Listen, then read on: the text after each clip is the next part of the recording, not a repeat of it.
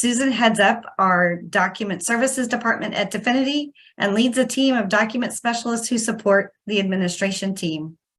Welcome, Susan. The floor is yours. Thank you for joining us today.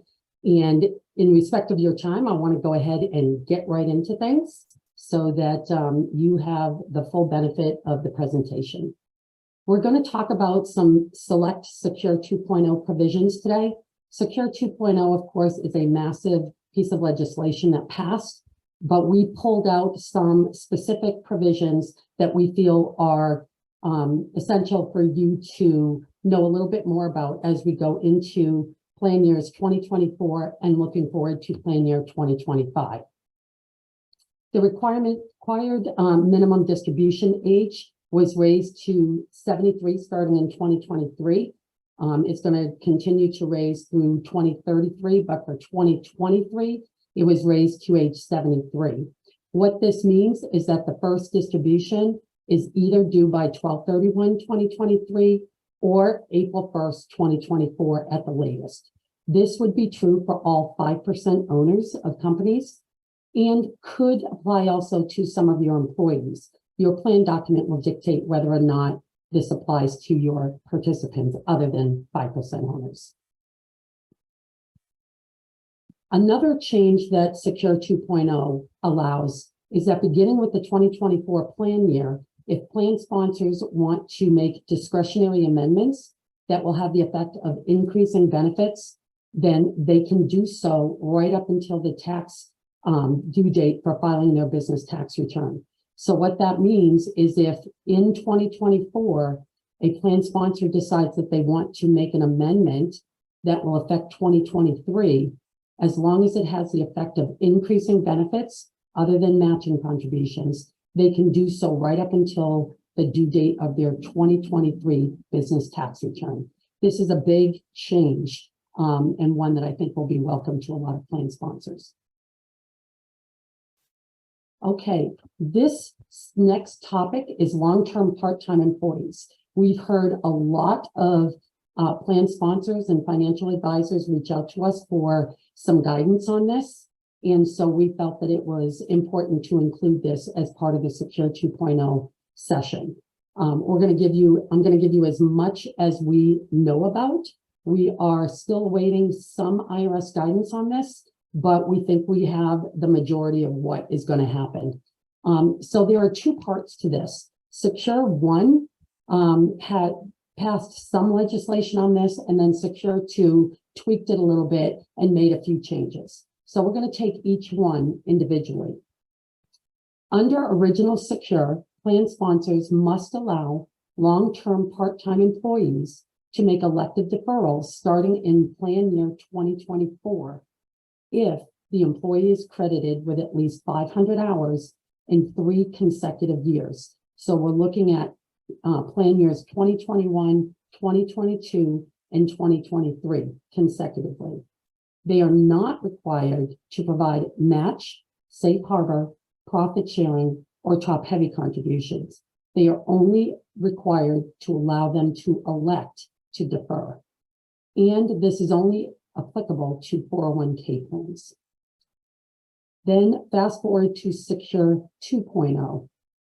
Plan sponsors must allow long-term part-time employees to make elective deferrals as of the first day of the plan year beginning in 2025 if the employee is credited with 500 hours in 2 consecutive years. So they changed it from looking back 3 years to looking back 2 years. In this case, that look back period starts in 2023. So 2023 and 2024, if an employee worked at least 500 hours in each of those years, they would need to be allowed to elect to participate in the elective deferral portion of the plan. They also applied these rules, continue to apply them to 401k, but they also apply to ERISA 403b plans. Now, an ERISA 403b plan is one where they are also making some type of employer contribution. If it's a 403b plan that is not subject to ERISA, it would not apply.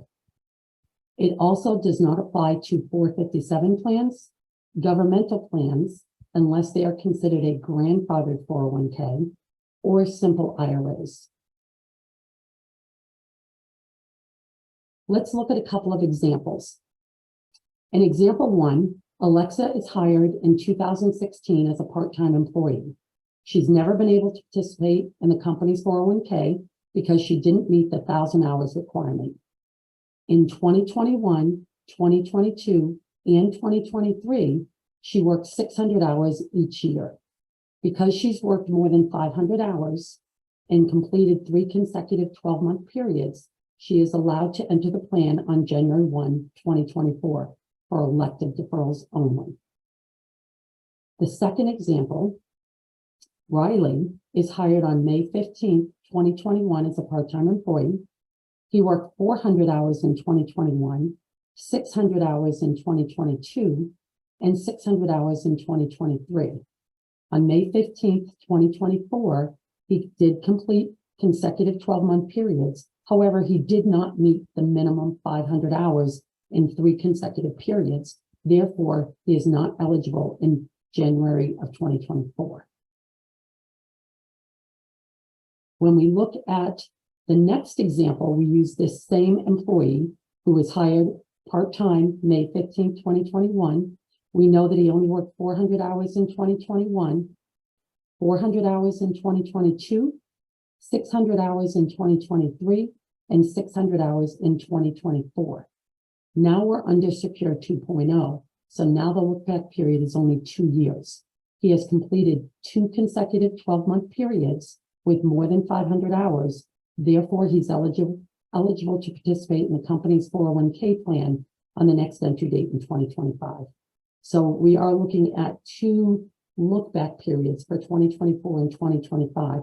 Although he didn't meet it for 2024, he did meet it for 2025. If a 401k plan uses an hours method for counting hours and requires more than 500 hours per year, or excludes part-time employees or another type of job classification that's associated with service, not working full-time, you may need to take a look at that and take some action to modify your plan.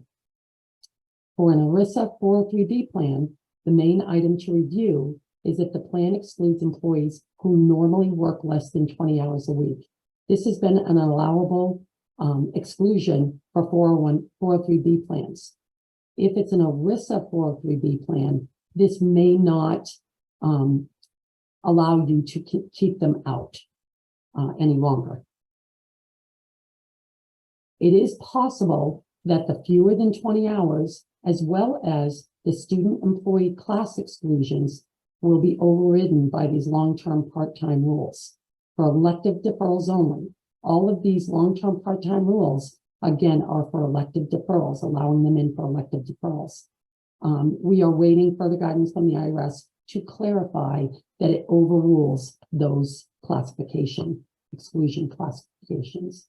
And of course, we'll keep you informed as we get that guidance. So what does including long-term part-time for testing mean?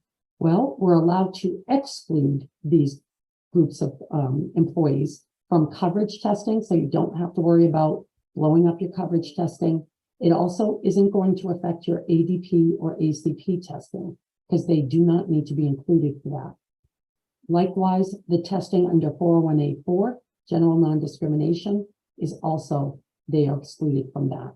So those 3 sets of tests are not going to be affected by allowing these long-term part-time employees to defer. One thing to consider is once a long-term part-time employee completes 1,000 hours of service in any given year, they are no longer considered a long-term part-time employee. They are considered a regular eligible participant. And at that point in time, as in the past, they will be included for testing and would become eligible for any employer contributions.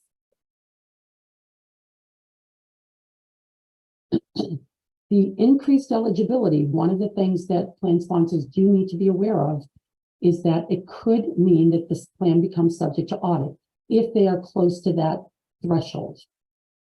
However, because that was a concern in the industry, the IRS did make changes to the 5,500 effective 2023 to base the threshold on the number of participants with account balances rather than just eligibility. So in the past, when we did a participant count, we had to count all of those that were eligible, even if they weren't participating, to arrive at the number of participants to determine whether or not it was an audited plan. Now the IRS is saying we're only going to consider those with account balances. So if you have a number of long-term part-time employees that won't participate, they have to be offered, but that doesn't mean they have to participate. If they choose not to participate, they are not included in the count for determining whether or not your plan is subject to audit. So that's welcome news. Another thing to be aware of is that the vesting for long-term part-time employees for employer contributions, should you decide to offer them the employer contributions, is based on 500 hours instead of the standard 1,000 hours. Service prior to 2021 doesn't count for vesting purposes for 401k. Service prior to 2023 doesn't count for vesting for ERISA 403b plans. Of course, as always, participants are 100% vested in their elective deferrals. Let's look at an example of the vesting. So it says, assume employee X is age 21, completes 550 hours of service during each 12-month period from January 1, 2021 to December 31, 2023. Employee X becomes eligible to make elective deferrals under her employer's 401k plan in 2024 because she has completed at least 500 hours of service in each of the 3 consecutive 12-month periods beginning on January 1, 2021. Later in 2024, employee X becomes a full-time employee, so no longer a part-time employee, and she then becomes eligible for matching contributions on January 1, 2025. Employee X's service from 2021 forward must be taken into account for purposes of determining her vested interest in any matching contributions. So even though she did not meet the 1,000 hours each year for vesting, normal vesting, she is going to be credited with vesting under the long-term part-time rules. So accordingly, as of January 1, 2025, when she's able to enter the plan and receive employer contributions, employee X would be credited with 4 years of vesting service. So what can we do about this? Can changing eligibility rules help? Possibly. Changing the service requirement for elective deferrals to immediate eligibility avoids having to track hours for long-term part-time eligibility. So that's a consideration. It also avoids the change in vesting because they are no longer a long-term part-time employee. By definition, they're eligible. And so they would have to meet the 1,000-hour requirement for vesting.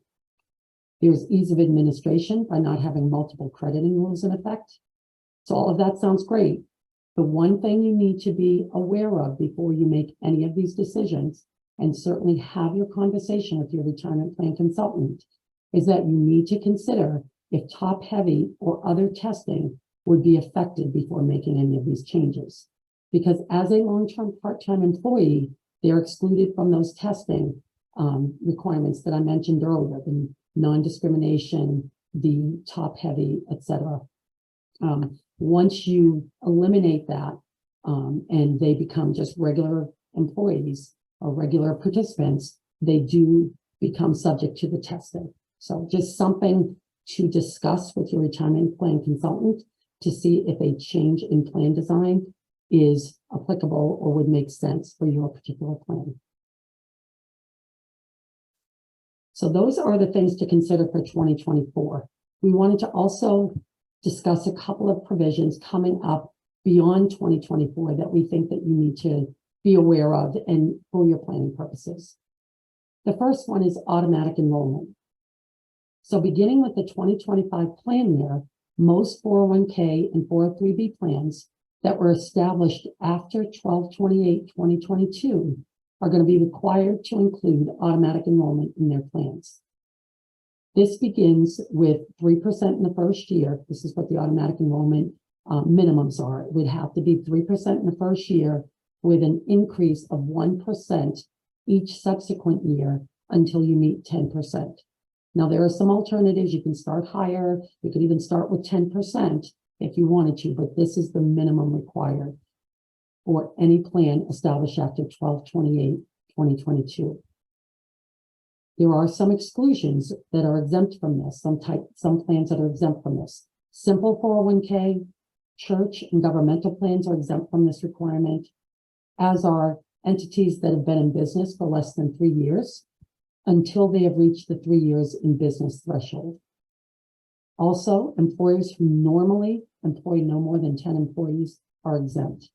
We are awaiting some additional guidance from the IRS on the last 2 bullets to find out exactly when they would need to incorporate those provisions once they reach the 3 years and or employ more than 10 employees. And we will share that as it becomes available. And then finally, Roth catch-up contributions. No doubt you've heard about these. There was a rush to, get all of this in place for plan years 2024. And excuse me. And then when the IRS realized and got some pushback from the industry and the record-keeping partners and the TPAs and plan sponsors that this was a lot to consider in a very short period of time, they pushed the date out. So the effective date of this provision has been pushed out to plan years beginning after December 31, 2025. So your 2026 plan year. It does apply to those individuals that have FICA wages.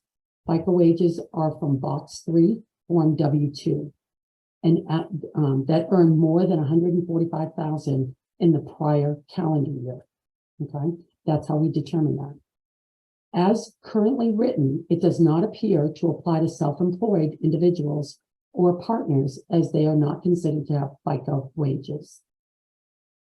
Under this rule, all catch-up contributions must be in the form of Roth contributions.